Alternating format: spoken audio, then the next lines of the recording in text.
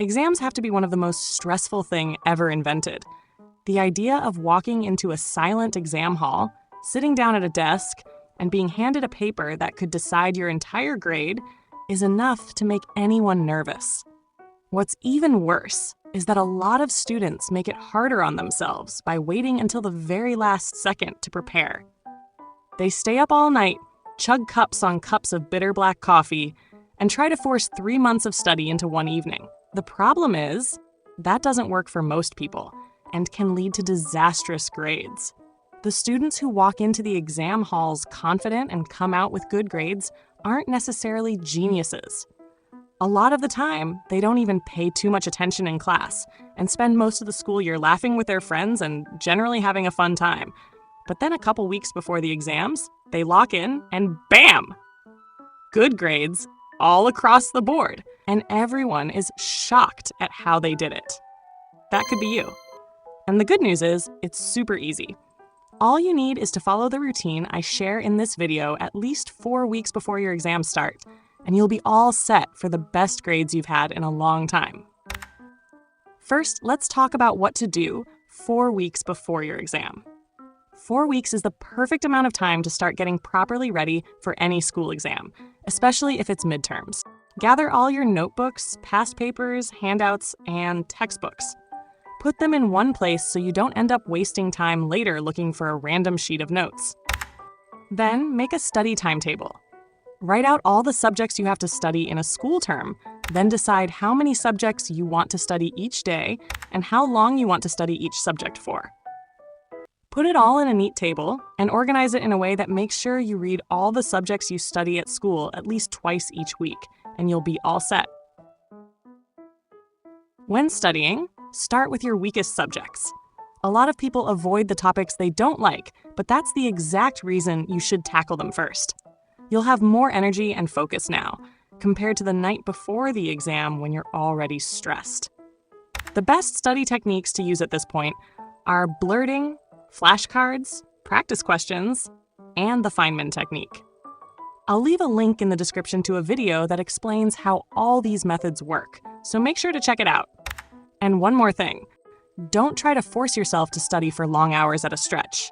Instead, study for an hour or two, then take short breaks to rest your brain. All right, now, let's move on to what you should be doing 1 week before the exam.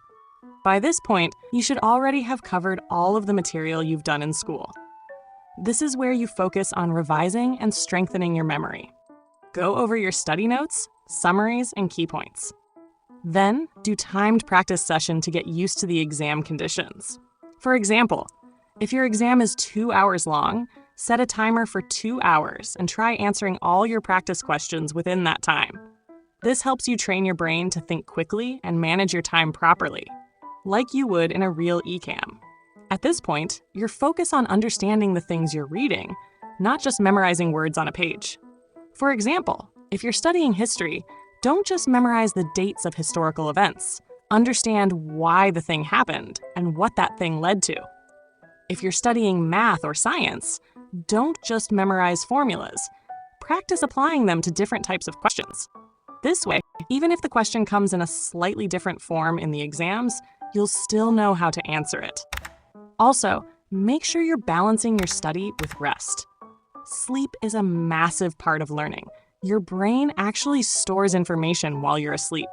So if you're cutting sleep and staying up all night to study more, you're actually forgetting more. Aim for at least 7 hours of good sleep every night. Now, it's the day before the exam, and this is where a lot of students panic.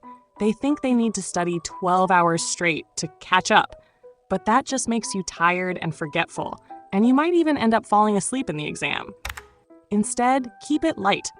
Spend the day revising the formulas, definitions, and any tricky sections you're still unsure about. This is also the day to get organized. Pack your bag with all your exam essentials: pens, pencils, erasers, ruler, calculator if you need one, your ID card, a water bottle, and even a snack if you're allowed. Check your outfit or school uniform and make sure it's clean and ready to go. Now comes the big day, the morning of the exam. Wake up early enough so that you're not rushing. Eat a proper breakfast. Something balanced with protein and carbs like eggs and toast, oatmeal, or yogurt with fruit. Don't go for heavy, greasy food that'll make you sleepy. But don't skip breakfast either. Your brain needs fuel to work. Do a quick review of your notes. Not everything, just the key points you know you tend to forget. For example, skim through your flashcards, formulas, or vocabulary words. But don't spend the entire morning trying to cram. It'll only make you nervous. Instead, focus on staying calm and positive. Avoid spending the morning scrolling endlessly on social media. It'll just waste your focus. Leave for the exam venue with enough time to arrive early so you don't panic about being late. Finally, let's talk about the minutes before the exam. This is the time to stay calm and trust yourself. A lot of students are going to be cramming outside the exam hall, flipping through their notes in a panic, but that usually just makes you feel worse. Instead, take a few deep breaths, center yourself, and remind yourself that you've been preparing for this moment. And remember, confidence is half the battle. Even if you don't know everything, go in with a mindset that you're capable and prepared. Good luck!